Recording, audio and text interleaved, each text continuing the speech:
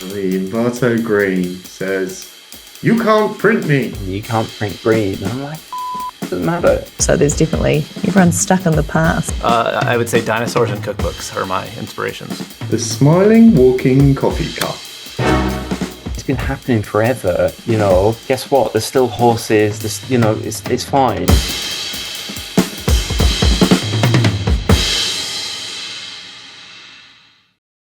I still have an affinity for analog stuff. I try to emulate analog workflows in my digital work, give myself like specific rules when I'm working digitally so that I stay close to that even though I'm not tied to that analog workflow. I have like created analog textures that I've like brought in so that I can use them in my digital workflow. And then I like to make physical prints sometimes too.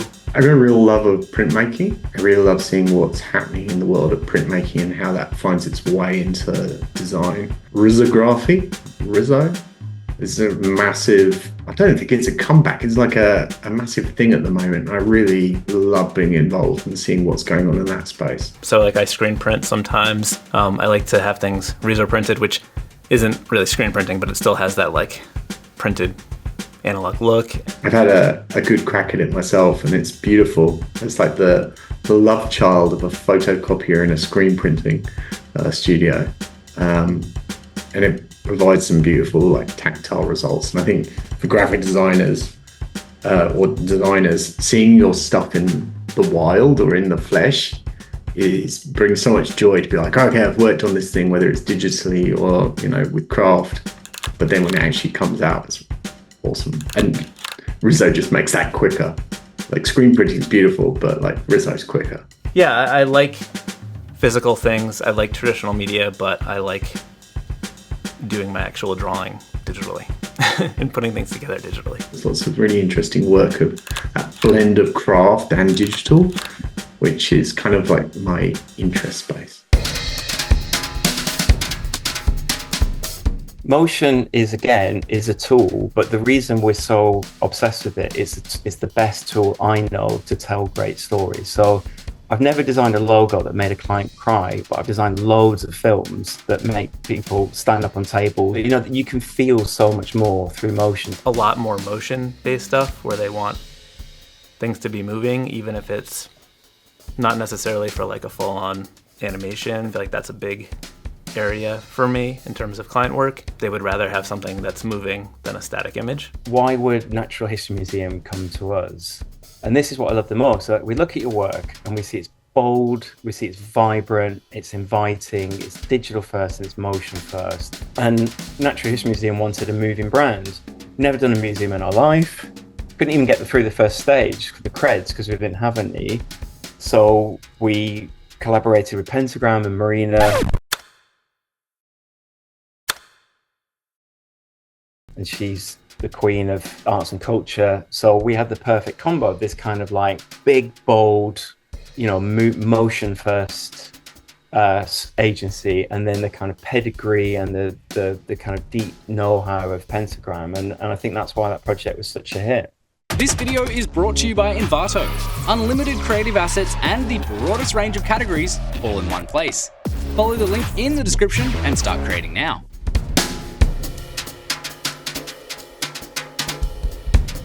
So firstly, AI is a tool and no one should be afraid of it and everyone should embrace it, but it's not taking your job, and don't think like that. It's a tool to help you ideate quicker. So we use AI a lot for sure, just to begin that inspiration and source more ideas. It's like a brainstorming session. So if I want something that would have been a 3D model, I don't have to 3D model it and then render it and spend all the time doing it just so that I can then put that one tiny element into a bigger composition.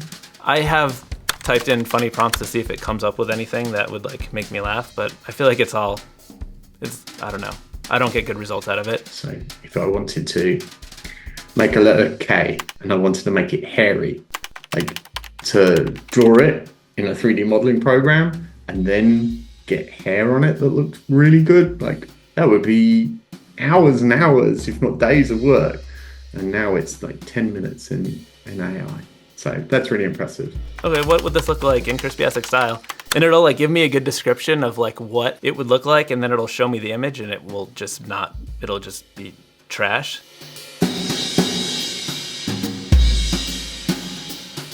It's a tool to help you do the thing, but you still have to do the thing.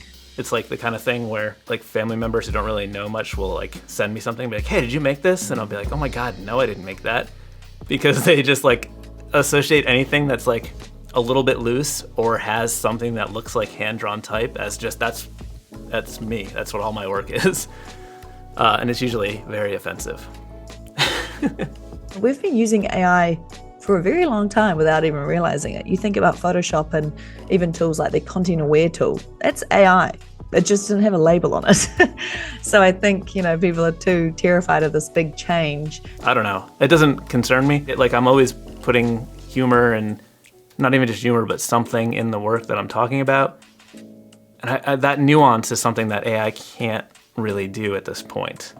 Eventually, I imagine it could get there, but it still can't have the whole learning experience and life and emotions and feelings that a human can, or connections that only a human could make. So, but I still believe that we'll end up coming back to people put up with it for a while, but we'll come back and go, what's missing here? Is that I'm missing the empathy or the understanding of a human talking to me? I'm very excited about the possibility of it all, for sure. And I think if people are afraid of it, I know it's a very scary topic at the moment, they're going to be left behind. I rejected computers, I have to be honest. I was like, that's not a thing. Email, that's not catching on. And even when I was at Wolff Olins, it was all still by hand when I started. I did not know how to use a computer. And part of what they were trying to teach us was don't be reliant on these tools, a bit like the conversation we just had. It's like, use your brain, but create original creative thinking, I strongly believe will always be needed. But I could be completely naive and we're all out of a job. No, I don't believe that at all.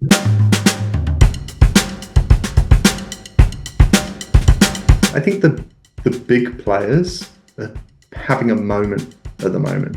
So your Pentagrams, your Landors, your Wolff Olins, etc. They've always been the big boys, but I think what they're now doing is consistently crafting beautiful work. So definitely Lincoln Design Co. is a big one, and their work completely inspires me. So I met Dan Jansen, the founder, earlier this year, and he was just such a lovely guy, and I love the way that he thinks about business. He does it on his own terms, in his own way, and he's not influenced by what others are doing. He seems to be very much on his own path, which I love. So you've got, the Ragged Edges, the Kotos, Design Studios, all the big hitters, and Collins and those guys, and they're all jockeying for position. And I think I'm avoiding your question here because I can't think, but I think what's interesting is each agency seems to get their moment in the light. So Collins was everything a few years ago, and it was just hit after hit after hit. And in a way, they invented a style that didn't exist. So it was really, really compelling. And everyone's like, how do we get close to these guys?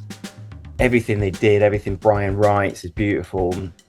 And then Ragged Edge have done that. They've taken over, and they're the hot, am I allowed to swear on here? Hot at the moment, they can do no wrong. And then the smaller studios, I'm a big fan of Christopher Doyle and Co. I really love his work. His layouts and things are just, they're just classic. I can imagine seeing them in 20 years' time and looking at them and them being as good as they look now. Really, just the attention to craft is lovely. I always love the work of the studio Young Jerks, and they just have really nice design, but there's always a sense of humor, and that is really something that resonates with me and something that I always appreciate. And then just to list off a few others that I always love to follow and I'm always inspired by because they seem to be going on their own route. They have their own style, as people like Aaron Draplin, Abby Connick, James Martin, CJ Crawley, Jack Chitty, and also Lucy Eden as well. I think it's Abraham Lul. I don't know how to pronounce the last name. I apologize. But he's originally from Mexico, but I think he's in New York right now. But he does a lot of really cool lettering and typographic stuff where it's like he's mixing all these different sort of kind of like genres, like old sign painting, but like collage and illustration in just like a really unique way. And a lot of the work is just incredible. Shout out to Kiln, who's Charlie is a good friend of mine. He started up a motion company and, you know, hit the ground running and won loads of awards and rightly got a lot of recognition. My friend Meg Lewis does, her work is very playful, and although she's using fonts, she purposely makes them less sort of perfect, and it just makes it look more handmade in a really fun, playful way. And then folks like Chris Ashworth, who are, you know, making a resurgence with his Swiss grit style, is just great to see. Another one, Tyler Pate from Creative Pain, is extremely talented. He's got an incredible Instagram, amazing work. He's definitely one to watch out for sure.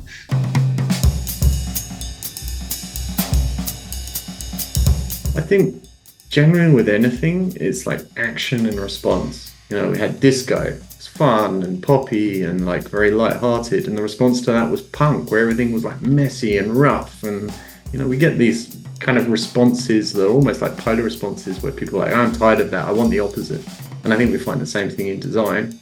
So you'll get like really polished, beautiful design, and then people want stuff that's really chaotic and messy. You know, the current stuff with like anti-design or like this like maximalism and like clashing colors, the parts of it that I like remind me of that like DIY, just sort of breaking the rules sort of thing. Like, I think the anti-design stuff and maximalism and all that stuff is very clear that someone made it, and I think that human touch and intentionality is a big reaction against the very sterile stuff that's happening, and also the AI stuff, which is not sterile in that way, but feels very digital and fake, and doesn't have that quality to it. And the same with, like, in the moment we've got AI, like everything's super digital, so everything's really like computer driven and stuff like that. And people are like, well, I want more humanistic aspects in my work. And that leads back to craft.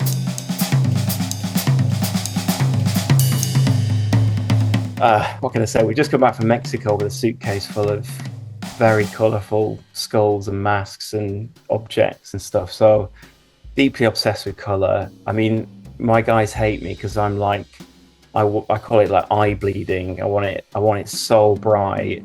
It's completely unprintable and unworkable. I also see lots of work where it's like using a lot of clashing colors as like a thing. I think that's sort of like the return to like the 2000s or something like that. I don't know. When I'm picking colors, I usually start with like one or two and then put it throughout the composition, and then like add as needed, and I try to like not introduce another color unless it's really necessary.